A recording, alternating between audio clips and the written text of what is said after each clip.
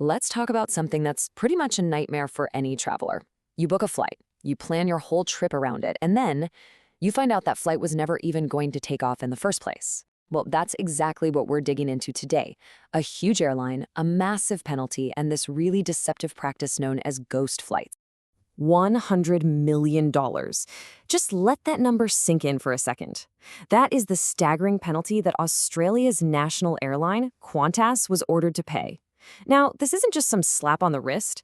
It's one of the biggest corporate penalties in the country's history, and it was handed down for a reason that could, honestly, affect any of us who fly. So how in the world does an airline end up with a nine-figure penalty like that? Well, the answer comes down to a practice with a pretty spooky name: ghost flights. And trust me, it's a term you're going to want to remember. Right. So this whole case, this massive fine, it all hinged on this one concept: ghost flights. It sounds like something out of a movie, but the reality is way more about misleading customers than anything supernatural. So let's break down what this actually means. Here's the simplest definition for you. A ghost flight is not an empty plane flying around. No, it's a flight that's listed on a booking website, ready for you to buy a ticket, even though the airline has already decided to cancel it. You're literally buying a ticket for a service that they know doesn't exist anymore. Now, why would they do that?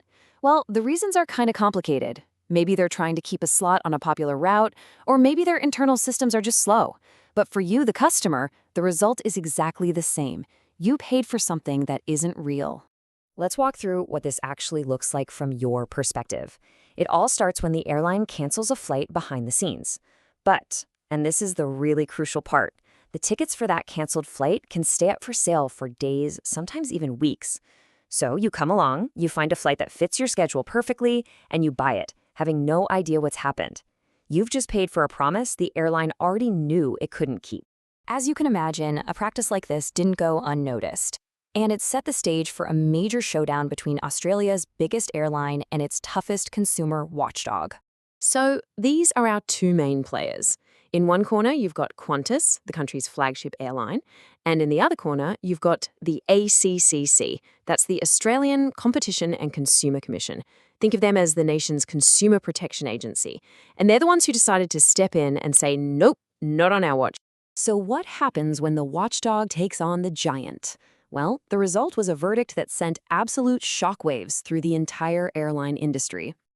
You know, the court itself did not mince words. It didn't just call this a win for the ACCC, it called it a landmark consumer law case.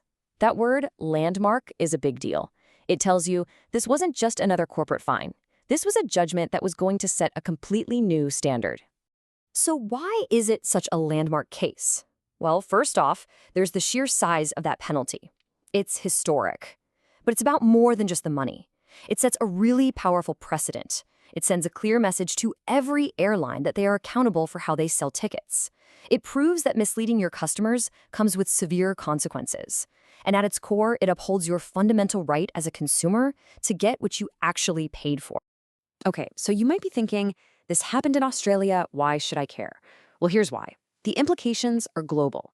Consumer watchdogs all over the world are paying attention to this. This single ruling could change how airlines operate everywhere, and that impacts the rights of every single person who travels. The bottom line is this: that $100 million penalty is a warning shot. It's a very clear and very expensive message to the entire industry that being transparent with your customers isn't optional. Regulators are watching, and the cost of misleading passengers, both financially and to your reputation, is now incredibly high. And that leaves us with one final thought. Okay, so one airline paid a very heavy price for its actions. But the bigger question is, what will the long-term price of this ruling be for the future of air travel itself? Is this landmark case going to lead to more transparency and better practices for passengers like us? Or will airlines just find new, cleverer ways to bend the rules? The real impact, well, that's still up in the air.